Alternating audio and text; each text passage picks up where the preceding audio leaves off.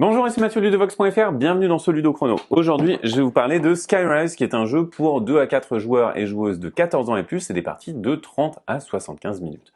Dans ce jeu, les joueurs et les joueuses vont enchérir pour récupérer le contrôle de quartier. On va faire ça pour gagner le plus de points de victoire, et on va gagner des points de victoire en contrôlant les bons quartiers. En effet, on a tous un objectif secret à respecter. On a aussi des points qu'on va pouvoir gagner sur les panoramas, sur le contrôle des différentes îles avec nos bâtiments les plus élevés, avec notre merveille et en récupérant certains jetons du plateau. Voilà pour le principe du jeu. Maintenant, vous voyez que chaque joueur a un plateau personnel avec des pistes et on a également des jetons. Et ces jetons, ces bâtiments d'enchères vont être très importants. Ils vont être au début de la partie groupés en 2 tas, ceux de l'ère 1 et ceux de l'ère 2. Au début, on n'a pas accès à ceux de l'ère 2 et petit à petit, on pourra en débloquer l'accès. Ils sont tous numérotés et tous les numéros sont uniques et ça va être notre monnaie d'enchère. Et à chaque fois, on va venir guider les enchères petit à petit en les déplaçant et en récupérant simplement la case qui a été enchérie la plus haute. Alors, admettons que je sois le premier joueur. Moi, je vais pouvoir tout simplement commencer une enchère. On peut toujours commencer une enchère sur un emplacement vacant de l'île centrale ou alors on se place à côté d'un bâtiment déjà existant. Là, il n'y en a pas, donc je vais venir me placer sur l'île centrale. Je vais dire que ça m'intéresse. Je vais venir placer un bâtiment. C'est un bâtiment qui a une valeur de 23. Et désormais, j'ai terminé mon tour d'enchère. On passe au tour de la joueuse suivante. Et la joueuse suivante, elle va pouvoir dire « je passe pour le restant de l'enchère » ou alors « je surenchéris ». Et ici, elle va choisir de surenchérir. Elle ne peut pas jouer son 21, elle est obligée de jouer plus fort, mais elle va jouer par exemple son 32. Et son 32, elle va pas le jouer sur le quartier sur lequel j'ai enchéri, elle va venir le placer sur un quartier adjacent. Et vous voyez que adjacent, c'est relié par un chemin ou par un pont, donc ici, elle pourrait dire « ce quartier, ça m'intéresse ». Elle a terminé son tour d'enchère, on passe au tour du joueur suivant. Le joueur suivant, il va choisir de venir placer son 51 ici. C'est déjà beaucoup plus haut. De mon côté, je vais placer mon 53 ici. Cette joueuse va passer, ce joueur va passer. Alors, comme on a passé un tour de table et qu'il n'y a pas eu d'enchère, de surenchère, c'est moi qui ai remporté l'enchère. Les joueurs qui n'ont pas remporté l'enchère et surtout les bâtiments qui n'ont pas remporté l'enchère vont être remis dans la réserve de leur propriétaire. Le bâtiment qui a remporté l'enchère va être retourné, on ne verra plus sa valeur. Et le joueur qui a remporté l'enchère, ici moi, va récupérer le jeton et le placer dans son tableau personnel.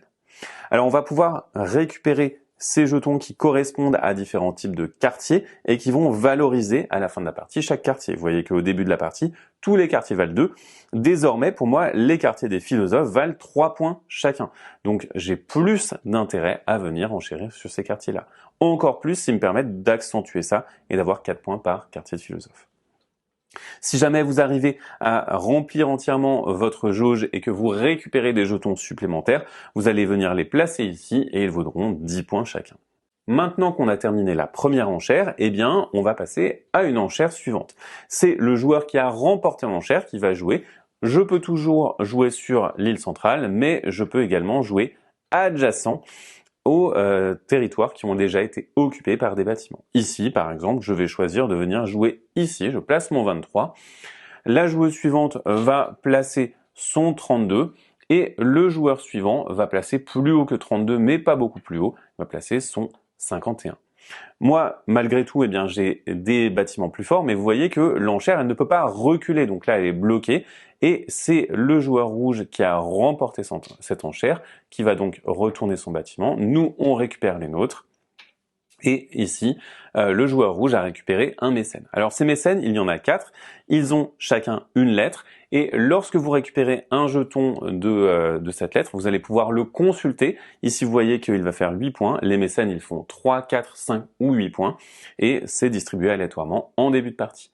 Et ainsi, le joueur rouge sait qu'à la fin de la partie, il pourra gagner 8 points grâce à ce mécène. Et il sait qu'il a très intérêt à retourner sur les autres jetons A pour les récupérer et avoir des points supplémentaires. C'est donc au joueur rouge de relancer et ainsi de suite et on va jouer comme ceci jusqu'à ce qu'un joueur se débarrasse de son dernier bâtiment de l'ère 1. Ça met fin à l'ère 1 immédiatement.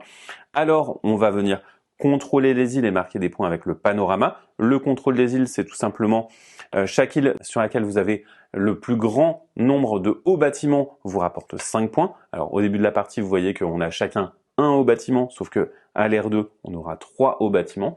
Si jamais vous êtes à égalité, vous allez tout simplement regarder les bâtiments moyens, puis les bâtiments bas si vous êtes encore à égalité. Et vous avez également des panoramas qui sont distribués en début de partie. Ici, par exemple, si vous avez 3 bâtiments adjacents à un lac, vous marquez 3 points. Si vous avez des territoires qui contiennent des moulins, vous marquez des points également. Et à la fin de l'ère 1, vous allez également récupérer tous vos bâtiments, y compris votre merveille. Et c'est à ce moment-là que vous allez venir choisir votre merveille. Et les autres cartes merveilles, vous allez les écarter, vous ne les aurez pas pour le restant de la partie. Cette merveille, elle a un pouvoir bien particulier qui va être indiqué par sa carte. Et surtout, eh bien, c'est une enchère qui est remportée automatiquement. Lorsque vous jouez, vous allez pouvoir la placer comme un bâtiment normal. Par contre, ça conclut l'enchère et vous la remportez. Vous voyez qu'il n'y a pas de valeur numérique dessus. Par contre, lorsque vous la placez, vous appliquez le pouvoir de votre carte. Par exemple, dans le cas de celle que j'ai, je vais marquer immédiatement les points des panoramas dans l'île dans laquelle je viens de placer ma merveille. On a plein de merveilles différentes parmi lesquelles choisir et elles vont orienter notre stratégie. On va jouer comme ceci donc lors de cette deuxième ère avec tous nos bâtiments. Le premier joueur à avoir placé tous ces bâtiments récupère les clés de la ville qui valent 10 points supplémentaires. Les autres joueurs vont continuer. Le deuxième joueur à avoir terminé ces bâtiments va gagner 4 points, sauf dans les parties à 2 joueurs dans lesquelles ce jeton n'est pas présent. Et une fois que tout le monde a placé ses bâtiments, on arrive à la fin de partie, on va décompter les scores. On va alors révéler les mécènes et marquer des points pour ceux-ci. On va marquer des points pour les jetons surnuméraires qui sont placés là. Et on va marquer des points pour chacun des quartiers qu'on occupe. Par exemple, pour ce quartier que j'occupe, je vais marquer 2 points, mais si je vais placer plus de jetons, je récupérerai plus de points. À ce moment-là, vous allez simplement récupérer vos bâtiments pour indiquer que vous les avez scorés, vous progressez sur la piste de score, le joueur ou la joueuse qui a le plus de points à la fin de la partie remporte la partie. Notez que en début de partie, vous avez également obtenu un objectif personnel et cet objectif personnel peut vous apporter des points supplémentaires. Voilà pour le principe de Skyrise, qui est donc un jeu dans lequel vous allez guider des enchères grâce à vos bâtiments et à leur valeur, et dans lequel vous allez créer potentiellement des petits objectifs et des goulots d'étranglement pour bloquer vos adversaires. Maintenant, à vous de jouer, à bientôt sur ludovox.fr.